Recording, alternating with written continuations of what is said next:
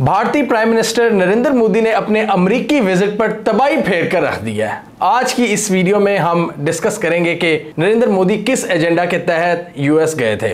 एक शानदार विजिट किया है मोदी ने अमेरिका का, जहां पर इन्होंने फट्टे चक दिए हैं। कुछ कंट्रोवर्सीज भी सामने आई हैं। काफी हैपनिंग विजिट रहा है नरेंद्र मोदी का। आज की इस वीडियो में हम कुछ हाइलाइट्स देखेंगे, कुछ इंटरेस्टिंग वाकयात हुए हैं, प्लस पॉजिटिव्स, नेगेटिव्स। हम देखेंगे भारत का एजेंडा क्या है और यूएस और इंडिया के जो ताल्लुकात हैं उनकी फ्यूचर डायरेक्शन क्या होगी, किस किस्म की डील्स साइन हुई हैं इन दोनों ममालिक के दरमियान। तो आज की वीडियो में बहुत मजा आएगा। हम देखेंगे कि कहां कहां पर मोदी ने छक्के मारे हैं और कहां पर उन्हें क्लीन बोल्ड किया गया है। मोदी न्यूयॉर्क में लैंड किए, जहां इंडियन नुमाइंदों ने इनका जबरदस्त इस्तकबाल किया। फिर मोदी ने जाते ही वहां पर एक इंटरव्यू दिया वॉल स्ट्रीट जर्नल को और फेमस पर्सनैलिटीज से मुलाकातें शुरू कर दी हैं। अभी हम बिल्कुल स्टार्ट बता रहे हैं। इसमें नील डिग्रास टाइसन और इलॉन मस्क जैसी फेमस पर्सनैलिटीज और यूएस के कुछ थिंक टैंक्स, उनसे मुलाकात हुई। इलॉन मस्क से मुलाकात के हवाले से उन्होंने कहा कि हमने मल्टीपल इश्यूज पर बात की है, ranging from energy to spirituality.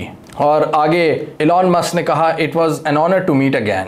इसके अलावा न्यूयॉर्क में उन्होंने जो इंडियन बिजनेसमैन हैं उनसे मुलाकात की, health care experts, education Academia के लोग और जिनका ताल्लुक भारत से है, भारतीय बैकग्राउंड से ताल्लुक रखने वाली जो पावरफुल शख्सियात हैं, उन्होंने मोदी से मुलाकात की। फिर योगा के हवाले से आलमी दिन के मौके पर मोदी ने वहां पर काफ़ी एक्टिविटी दिखाई।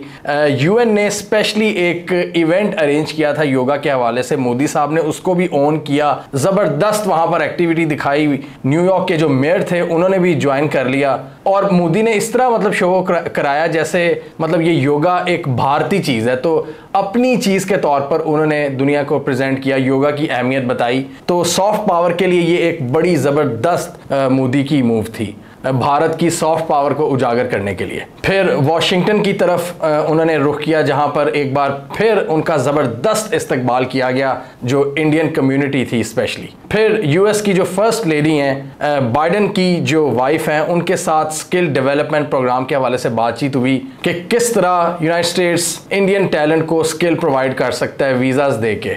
और उसके बाद हमने देखा एक शानदार इस्तकबाल किया गया मोदी का व्हाइट हाउस में, जहां पर एक बहुत बड़ी तादाद में इंडियन कम्युनिटी भी मौजूद थी।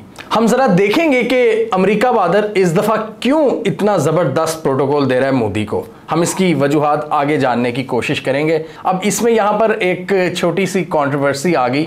मोदी साहब, जैसा कि हम सबको पता है कि अपने मुल्क में ज्यादा मीडिया से बातचीत नहीं करते, प्रेस कॉन्फ्रेंस नहीं करते जहां पे वो 1-to-1 सवालों के जवाब ले रहे हों, जवाब दे रहे हों। तो यहां पर हमें ये पता लगा कि बड़ी एक्सटेंसिव मीटिंग्स हुई दोनों साइड्स के दरमियान और इंडियन साइड इस पे पहले खुश नहीं थी कि मोदी प्रेस का जवाब दे, लेकिन उन्होंने सिर्फ एक सवाल का जवाब दिया। एक सवाल लिया उन्होंने मीडिया से और वो भी सवाल उन्होंने ह्यूमन राइट्स से मुतालिक ही किया मोदी ने, जहां पर उस जवाब को भी मोदी ने टेलीप्रॉम्प्टर को देखते हुए जवाब दिया, यानी कि स्क्रीन को देखते हुए जवाब दिया।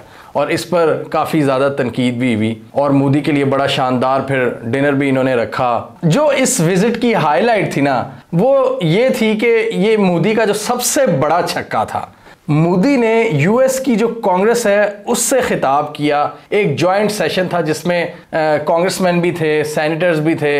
ये एक बहुत बड़ी मोदी ने वहां पर अचीवमेंट हासिल की है। और जब मैं ये देख रहा था सारे विजुअल्स, बहुत ही जबरदस्त तरीके से इस्तकबाल किया जा रहा था। बिल्कुल ऐसे ही प्रोटोकॉल दिया जा रहा था जैसे पाकिस्तान की, अगर हम बात करें पाकिस्तान की असेंबली में जिस तरह हम उर्दगान या चाइनीज प्रेसिडेंट शी जिनपिंग को वेलकम करते हैं, जिस तरह हम उनकी आओ भगत करते हैं, सारे तालियां बजाते हैं। तो यहां पर मोदी ने डिफरेंट अपनी स्पीच की, 1 घंटे में उन्होंने डिफरेंट टॉपिक्स को टच किया, जैसे यूएस इंडिया के ताल्लुकात, और बड़ी ही इंगेजिंग किस्म की उन्होंने स्पीच की कि बार बार तालियां बजा रहे थे यूएस के जो कांग्रेसमैन हैं और पीछे से आवाज़ें आ रही थी जो इंडियन डिसेंट के वहाँ पर लॉ मेकर्स बैठे थे, वो मोदी कर रहे थे। तो यूएस की कांग्रेस में मोदी हो रहा था। और मैं उनकी शक्लें भी देख रहा था, गोरों की, जो वहाँ के थे सेनेटर्स और कांग्रेसमैन, वो भी बड़ा प्रोटोकॉल दे रहे थे।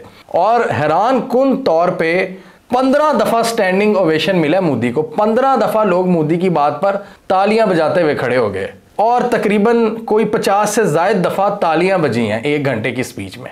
इतनी इंगेजिंग स्पीच की मोदी ने, या फिर अमरीकी कुछ ज़्यादा ही प्रोटोकॉल दे रहे थे? तो मोदी ने दोनों मुल्कों के जो ताल्लुकात हैं उनके रिलेशंस की बात की, बार बार डेमोक्रेसी कर रहे थे। उसमें वो कह रहे थे कि डेमोक्रेसी हमारा शेयर्ड विजन है, इंडिया इतना बड़ा कंट्री है, हमारी कल्चर है, हमारी रवायात हैं। और फिर अपनी उन्होंने अचीवमेंट्स बतानी शुरू की अपनी गवर्नमेंट की, और तकरीबन 50वें मिनट में आके उन्होंने पाकिस्तान को भी इनडायरेक्टली अटैक किया कि हमें उन मुल्कों को और उन फोर्सेस को शिकस्त देनी होगी जो कि दहशतगर्दी को जन्म देते हैं। और ऑब्वियसली ये इशारा किसकी तरफ था? इंडिया हर स्टेज पर पाकिस्तान पर इस तरह अटैक करता है। तो 50वें मिनट पे जाके उन्होंने पाकिस्तान पर इस तरह का एक हमला दाग दिया।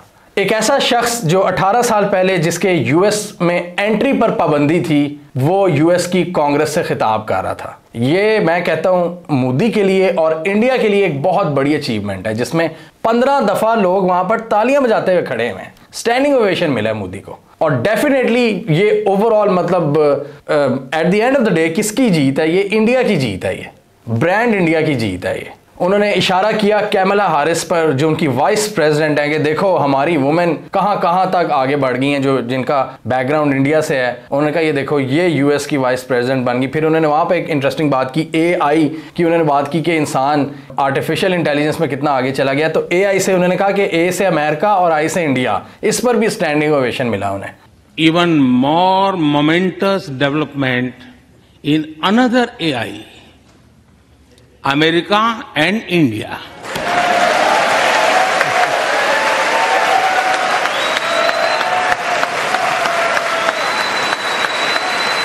इंग्लिश में की थी स्पीच, और ओवरऑल एक इंगेजिंग स्पीच थी उनकी, जिसमें डेमोक्रेसी सबसे ज्यादा उन्होंने उस पर फोकस किया। और बाद में कैमला हारिस से जब उनकी मुलाकात हुई तो उन्होंने भी इस चीज को मेंशन किया कि हमारी भारत से दोस्ती बहुत इंपॉर्टेंट है और हम नेक्स्ट लेवल पर इसे लेके जाएंगे, from space to defence to emerging technology and supply chains. और ये भी मैं देख रहा था कि उनकी जो कांग्रेस है उसमें बहुत से लॉ मेकर्स खुद मोदी के पास आ रहे थे, उन्होंने सेल्फियां खिंचवाई, सोशल मीडिया ट्विटर पर पोस्ट की, और मोदी उसका फिर रिप्लाई कर रहे थे। तो ये बहुत बड़ा छक्का मारा है मोदी ने जो उनकी कांग्रेस से खिताब किया है। लास्ट दफा अगर हम पाकिस्तान का थोड़ा बहुत मिलता जुलता सिनेरियो देखें तो इमरान खान जब गए थे 2019 में, तो उन्होंने भी एक छोटा सा खिताब किया था, लेकिन इस लेवल का नहीं था। उसमें भी जो उनकी स्पीकर थी नैन्सी पेलोसी, तो उन्होंने काफी प्रोटोकॉल दिया था और इमरान खान ने एक गैर रस्मी सा खिताब किया था। लेकिन यहां पर प्रॉपर प्लानिंग के साथ उनको 1 घंटा दिया गया और बड़े बड़े जो इनके लॉ मेकर्स हैं उनसे इनकी इंगेजमेंट हुई।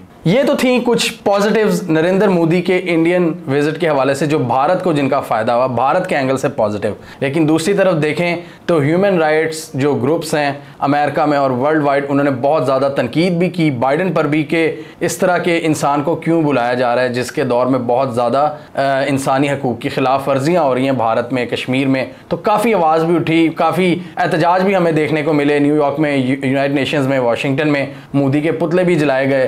तो दूसरी तरफ एक ग्रुप तनकीद भी कर रहा था, सिखों ने भी काफ़ी ज़्यादा, सिखों के ग्रुप ने इस पर तनकीद की, पाकिस्तानियों के ग्रुप्स ने, और भी काफ़ी ज़्यादा क्रिटिसिज्म मिली कि जी मोदी को इस तरह का प्रोटोकॉल नहीं देना चाहिए था, स्पेशली जो ह्यूमन राइट्स की तंजीमें हैं। और आपको पता है मैं यूएस मीडिया पर तो मेरी नज़र होती है, यूएस मीडिया भी ह्यूमन राइट्स वायलेशंस का तड़का लगा रहा था मोदी के खिलाफ। अब ये सीएनएन की ही बात कर लें, सीएनएन भी ओपनली लिख रहा था मोदी के बारे में कि उनका ह्यूमन राइट्स का ट्रैक रिकॉर्ड इतना अच्छा नहीं है। सीएनएन लिखता है कि he is a massively popular in India, has demonstrated a drift towards authoritarianism that has worried the West, he has cracked down on dissent, targeted journalist and introduced policies that human rights groups say discriminate against Muslims. और यही ज्यादा कहा जा रहा था कि इनको इतनी ज्यादा लेजिटिमेसी क्यों प्रोवाइड की जा रही है, मोदी को इतना प्रोटोकॉल क्यों दिया जा रहा है। अब इसी चीज का जवाब हम ढूंढते हैं कि मोदी को इतना ज्यादा प्रोटोकॉल क्यों दिया जा रहा है। इसका सिंपल जवाब यह है कि भारत इस रीजन में अमेरिका बहादुर का कैप्टन है। अमेरिका भारत को स्ट्रेटेजिकली चाइना का काउंटरवेट समझता है और लॉन्ग टर्म में अमेरिका समझता है कि चाइना के राइज को काउंटर करने में भारत का एक अहम किरदार होगा। वो समझते हैं कि एक बहुत बड़ी पॉपुलेशन वाला मुल्क है, एक बहुत इंपॉर्टेंट मुल्क है, तो उसे बना के रखनी चाहिए। और वैसे भी अगर हम देखें, मैं ये गौर कर रहा था कि ये यूएस के लॉ मेकर्स, सेनेटर्स, कांग्रेसमैन इतनी इज्जत क्यों दे रहे हैं। वो अपने मुल्क के लिए ना, अगर उनका कोई मुल्क का एजेंडा हो, सारे एक ही पेज पे नजर आते हैं। जब पाकिस्तान की ज़रूरत थी, जब इमरान खान खान को बुलाया था अफगानिस्तान वाले इशू पर, उन्हें हमारी ज़रूरत थी, तब वो सारे इमरान खान के पीछे पड़े हुए। ट्रंप भी बड़ी इज्जत कर रहा है, उनकी स्पीकर इतनी इज्जत कर रही है नैन्सी पेलोसी। अब उन्हें इंडिया की ज़रूरत है, क्योंकि जो अमेरिका बहादुर है उसको उसके इस रीजन में एलाइज कम हो रहे हैं। तो इस वजह से इंडिया को उन्होंने अपनी साइड पर रखना है, और ऑब्वियसली उनके इख्तलाफात भी आ रहे हैं सामने इंडिया के साथ। फॉर एग्जांपल रशिया से इंडिया की जो कोऑपरेशन है, रशिया से बहुत ज़्यादा असलहा भी ख़रीदता है और अब रशियन ऑयल भी ख़रीद रहा है इंडिया। लेकिन इस सारी चीज़ों के बावजूद ये जो इख्तलाफात आ रहे हैं, इंडिया बड़ा बैलेंस तरीके से चलता है, और ये जो कशमकश है, जो एक कोल्ड वॉर चल रही है रशिया चाइना वर्सेस अमेरिका की, इसमें इंडिया अपना फ़ायदा ही निकालता है। जैसे पाकिस्तान जैसे मुल्क है ना, हमेशा अपना नुकसान करते हैं सैंडविच बन के, इंडिया अपना फ़ायदा निकालता है। इसके अलावा इनके कुछ और भी इख्तलाफात नज़र आते हैं अमेरिका और इंडिया के, जैसे ह्यूमन राइट्स पर, रशिया के मामले पर, और फिर चाइना को काउंटर करने के हवाले से भी अमेरिका की ज़रा बड़ी एक्सपेक्टेशंस हैं कि ताइवान वगैरह के इशू पर भारत बोले। लेकिन भारत अभी खुद नहीं चाहता कि वो चाइना को इतना ज़्यादा खोलकर काउंटर कर सके। ये जो एशिया पैसिफिक, जिसको अब इंडो पैसिफिक का नाम दे दिया इन्होंने, इस डोमेन पे भी वो चाहते हैं कि भारत अपना किरदार अदा करे, जबकि भारत की वहाँ पर नेवल प्रेजेंस उसकी कोई समझ नहीं लगती, क्योंकि वहाँ पर भारत के टेरिटोरियल वाटर्स नहीं है। तो भारत अगर उस एरिया में जाएगा तो वो डेफिनेटली चाइना को नाराज़ करेगा, जो अभी भारत नहीं जा रहा। तो इसलिए यूएस अब उस डोमेन में, जैसे जो क्वाड इन्होंने एक अलायंस बनाया था, तो उस डोमेन में भी यूएस को कुछ भारत अमेरिका की तवक्कुआत पर पूरा नहीं उतरा, तो इसलिए वो फिलीपींस और ऑस्ट्रेलिया, जापान वगैरह को उस एरिया में इकट्ठा कर रहे हैं चाइना के खिलाफ। लेकिन इंडिया का वहाँ पर किरदार अभी नज़र नहीं आ रहा। बताने का मकसद ये है कि इख्तलाफात हैं अपनी जगह पर, लेकिन यूएस को इस वक्त मैक्सिमम एलायंस चाहिए इस रीजन में, एशिया में। ये इसीलिए समझ लगती है कि इतना ज़बरदस्त, इतना तबाही किस्म का इस्तकबाल, इतना प्रोटोकॉल क्यों दिया गया सरकारी सतह पर। और ऑब्वियसली फिर एक बहुत बड़ा डायस्पोरा है इंडिया का जो यूएस में बैठा हुआ है, वो बहुत ज़्यादा सपोर्ट करता है मोदी की, तो वो भी ये चीज़ देखते हैं कि इतनी बड़ी तादाद में लोग सपोर्ट करते हैं। और फिर डेफिनेटली कुछ इन्होंने एग्रीमेंट्स और डील्स, मुआहदों पर भी दस्तखत किए हैं। अब जो डील हुई है ना, बेसिकली वो सारी डिटेल मैंने आपको 2-3 महीने पहले इस वीडियो में बता दी थी। ये जो दौरा किया गया ना, उस कमिटमेंट को रीन्यू करने के लिए किया गया है, जो डील्स इन्होंने पहले कर ली हुई हैं। तो उसमें क्या है, इस बार भी वही चीज़ें सामने आई हैं जो मैंने इस वीडियो में बता दी हुई हैं। बड़ी मैसिव डील्स हैं, यानी कि नेवी के मैदान में, मतलब नेवल महाज में यूएस आर्मी बहुत ज़्यादा मदद करेगी इंडिया की। फिर टेक्नोलॉजी का जो मैदान है उसमें इंडिया को टेक्नोलॉजी ट्रांसफ़र की जाएगी। जनरल इलेक्ट्रिक जो कंपनी है वो भारत के लिए इंजन्स बनाएगी, जो भारत के फाइटर जेट्स हैं। इसके अलावा जो यूएस चिप मेकर है माइक्रोन टेक्नोलॉजी, वो एक और नया प्लांट लगाएगी भारत में। तकरीबन $1 बिलियन की इन्वेस्टमेंट आ रही है भारत में। और ऑलरेडी हम देख रहे हैं बहुत सी कंपनीज, ये जैसे एप्पल वगैरह, ये भारत में आ रही हैं धड़ाधड़। तो इस वक्त दोनों की क्या डिमांड है एक दूसरे से? इंडिया को चाहिए अमेरिका की टेक्नोलॉजी, जो कि वो दे रहा है उसे, और यूएस बहुत ज़्यादा इंटरेस्ट लेता है भारत की पॉपुलेशन में। एक बहुत बड़ी, एक यंग डायनामिक पॉपुलेशन है जो पूरी दुनिया में फैली हुई है, और यूएस में वो बहुत ज़्यादा आगे बढ़े हैं। आप देखें बहुत से टेक प्लेटफॉर्म्स में जो सीईओज हैं वो इंडिया के हैं,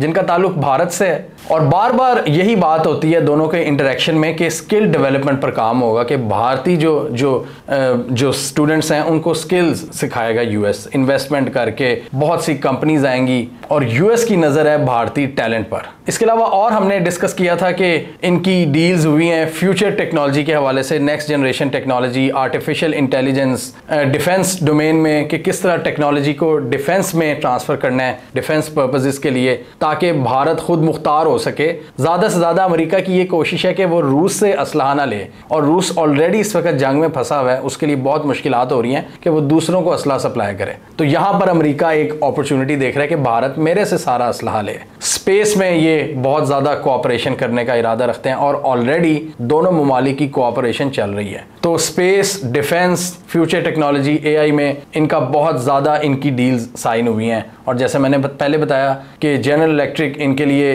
इंजन्स बनाएगी, यूएस नेवी इंडियन नेवी की मदद करेगी, और इसके अलावा जो चिप बनाने वाली कंपनीज हैं वो भारत में आएंगी। इसके अलावा सेमीकंडक्टर्स के हवाले से भी एग्रीमेंट्स हुए हैं कि चाइना पर डिपेंडेंस कम की जाए और इस मैदान में भी इंडिया और यूएस मिलकर काम करें ताकि जो सेमीकंडक्टर, जो चिप्स की सप्लाई है वो उसमें कोई मसला ना हो, ताकि टेक्नोलॉजी बनाने में जो रॉ मटेरियल है वो इनको मिलता रहे। और बड़े अफसोस के साथ जॉइंट स्टेटमेंट जो आई है, जो द वाइट हाउस की वेबसाइट पर लगी हुई है, उसमें भी पाकिस्तान का नाम लेकर पाकिस्तान को लताड़ा गया कैटेगोरिकली। पाकिस्तान यहाँ पर अफसोस के साथ पाकिस्तान को इन्होंने गंदा कर दिया है। इंडिया और यूएस ने मिलकर एक ज़बरदस्त विजिट, जिसमें थोड़ा बहुत तो शोर मचा ह्यूमन राइट्स वालों की तरफ से, लेकिन मोदी ने सक्सेसफुली भारत का नाम रोशन किया इस विजिट में। पाकिस्तान को भी लताड़ दिया है, ज़बरदस्त किस्म के फ्यूचर एग्रीमेंट्स भी कर लिए हैं। उधर इंडिया एशिया में भी अपना कोऑपरेशन बढ़ा रहा है और वेस्ट में भी एक बहुत बड़ा एलाय देख रहा है अमेरिका को।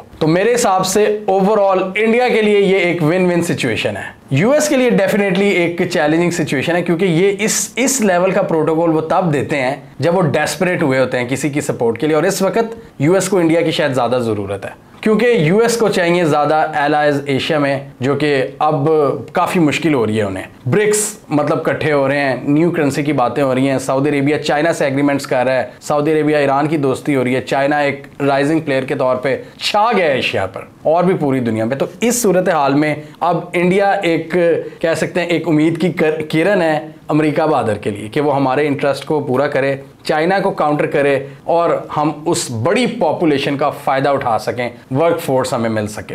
और इसलिए हम देखते हैं कि इंडियंस को जो वीज़ा मिलता है उसकी रेशियो, वो सक्सेस रेशियो कितनी ज़्यादा है अगर आप पाकिस्तान के साथ कंपेयर करें, क्योंकि उनकी डील्स हो रही हैं। हमें कमेंट सेक्शन में बताइए आपके ख्याल में इस ज़बरदस्त इंगेजमेंट का पाकिस्तान पर क्या असर पड़ेगा। यूएस और इंडिया का इतना ज़्यादा क्लोज होना, जिसमें डेफिनेटली अमेरिका तो देखता है कि चाइना को हमने काउंटर करना है, लेकिन भारत इसमें पाकिस्तान पर अटैक करने का भी मौका ढूंढ लेता है। तो आप क्या देख रहे हैं, इससे हमें कितना नुकसान होगा? इसके अलावा हमें यह बताइए कि क्या भारत वेस्ट और ईस्ट के दरमियान अपने जो ताल्लुक है, तो जो अभी तक इसने बड़े अच्छे तरीके से बैलेंस रखे हुए हैं, क्या फ्यूचर में भी इसको बैलेंस कर पाएगा या इनको एक साइड चुननी ही पड़ेगी? कमेंट कीजिए। इसके अलावा हमारा यूट्यूब चैनल सब्सक्राइब करना, साथ ही वो बेल आइकॉन भी दबा लें ताकि वो स्टोरीज दुनिया भर से पाकिस्तान से जिनकी मेन स्ट्रीम मीडिया पर प्रॉपर कवरेज नहीं होती, हमारे प्लेटफॉर्म के थ्रू आप तक टाइम पर पहुंच जाएं।